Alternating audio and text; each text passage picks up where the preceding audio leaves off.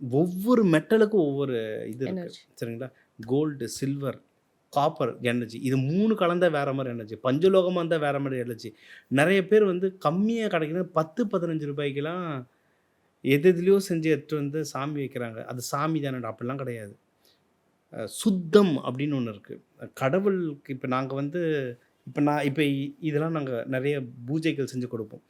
இதெல்லாம் வந்து எப்படின்னா, சுத்தமான தங்கத்தில செய்வோம். சுத்தமான தங்கம்னா, புல்லியன் கோல்டுன்னு சொல்லுவோம். அதான் மைண்ட்லேருந்து வரும். அத டைரக்ட்டா எடுத்து மட்டும் தான் சாமி சிலைகள் செய்வோம். அதுதான் பியூர். நீங்க வெளிய கம்மி விலைக்கு பார்க்குறது அப்படின்னா ரீசைக்கிள்டு. ம்.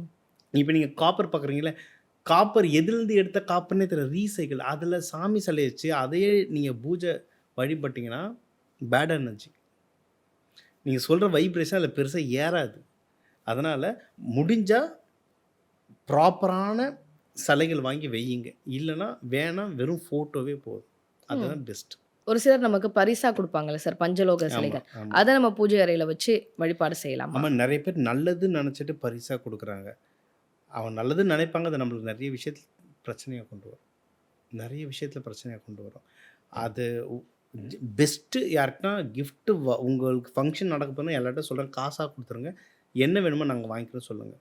நீங்க ஒரு வீட்ல பார்த்தீங்கன்னா, கல்யாணம்னா 10 வால் கிளாக் வந்துரும். 10 வால் கிளாக் வாங்காம ஒரு பீரோல இருக்கும். ஓடாத வால் கிளாக் வீட்ல இருந்தா நெறைய பிரச்சனை வரும். ம்.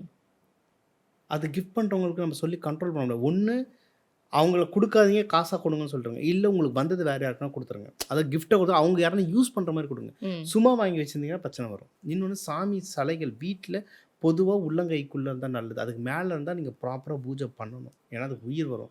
யாரோ இப்ப ஆஃபீஸுங்கள்ல சேர்ந்து எப்படின்னா ஒரு டீம் 10 பேர் சேர்ந்து ஒரு பெரிய விநாயகர் சிலைய எடுத்து வந்து நம்மகிட்ட குடுத்துட்டு போயிடுவாங்க.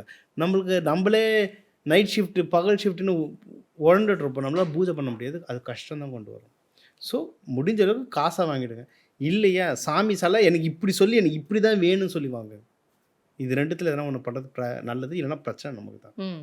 இது ஒண்ணு. சரியா? ஸோ, சாமி சிலைகள் அது எந்த மெட்டல்ல தயவு செஞ்சு ரூ. 50 ரூ. 100க்கு கிடைக்குது, அழகா இருக்குன்னு வாங்கிட்டு வந்து வைக்காதீங்க. அது பிரச்சனை தான். எல்லாம் சாமி தான். பட் ஒவ்வொன்னும் ஒவ்வொரு மாரி வேலை செய்யும். அதனால அது வேண்டாம்.